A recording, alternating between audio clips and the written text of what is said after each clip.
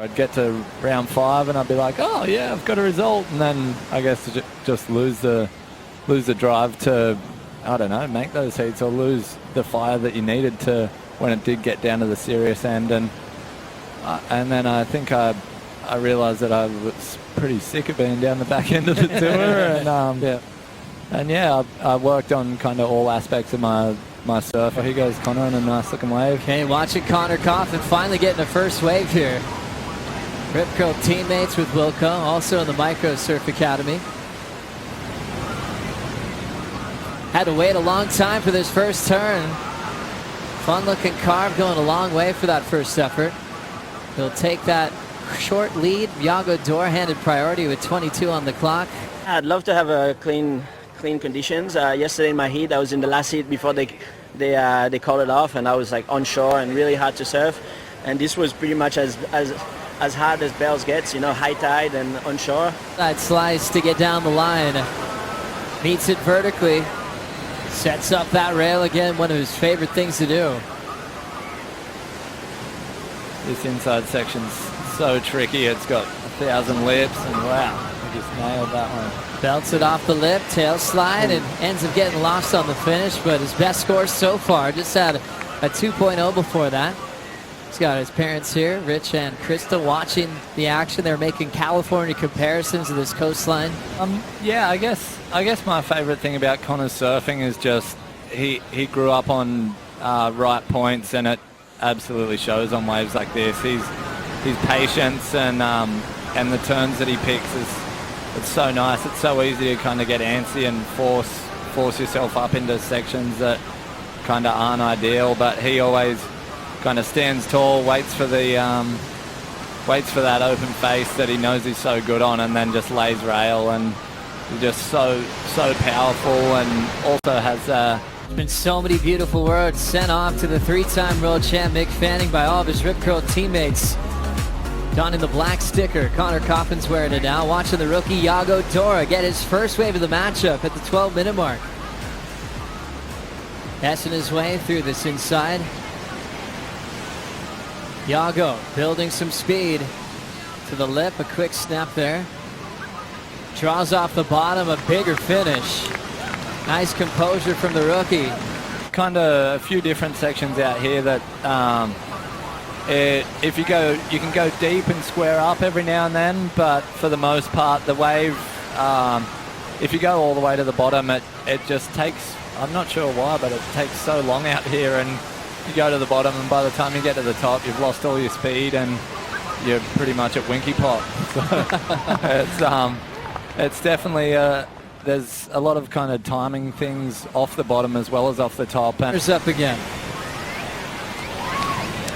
Clean wrap.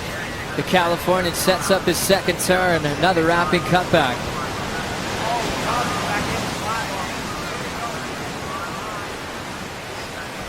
Champion at Sunset Beach. A lot of comparisons to the wave here at Bells. With a lot of water on the face to work with. Chips it off the top and gets out of there. So Connor trying to get rid of a 2.0 there. Joe still with Potts and Wilco. Starting with you, Potts. How'd you like the first turn? Yeah, well, first turn beautiful. I think very, very important turn, especially here at Bells.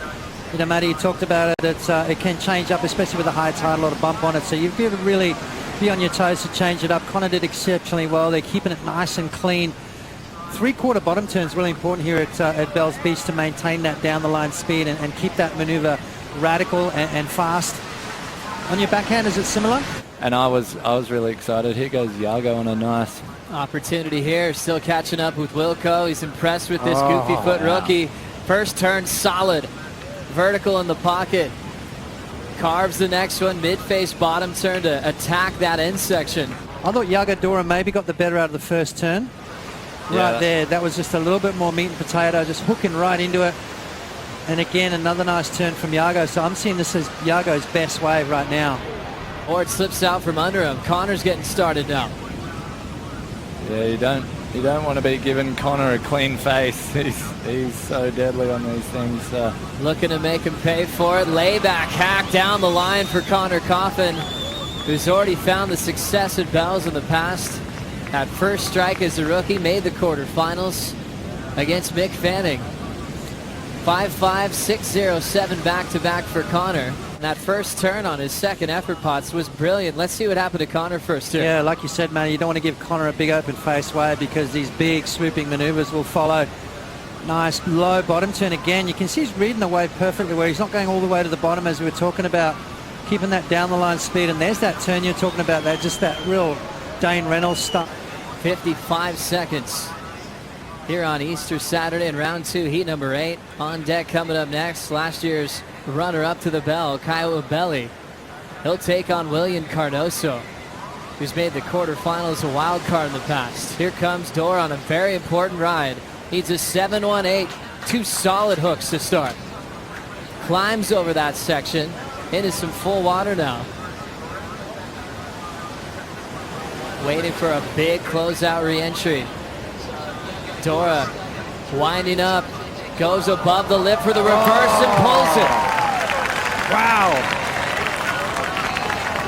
Well, he's asking the question. The crowd go berserk. You can see the urgency now from Connor with not enough time to get this one, unfortunately. So it comes down to that last score from Yago Dora. Has he done it? Just the finish just a little bit. So wiped off some speed there and then brings it through the inside. So we haven't seen a lot of aerial maneuvers, any reverses through the inside. Yago Dora, probably one of the first one we've seen today.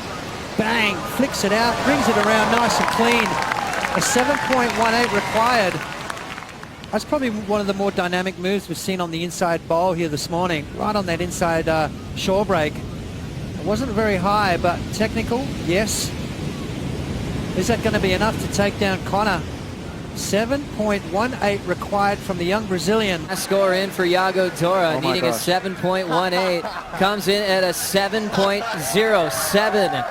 A split decision from the panel. A couple of 7.2s thrown, that would have been enough. A 7.8 as well. A 6.7 and a 6.8 drops the average just below. And Connor barely survives the close decision.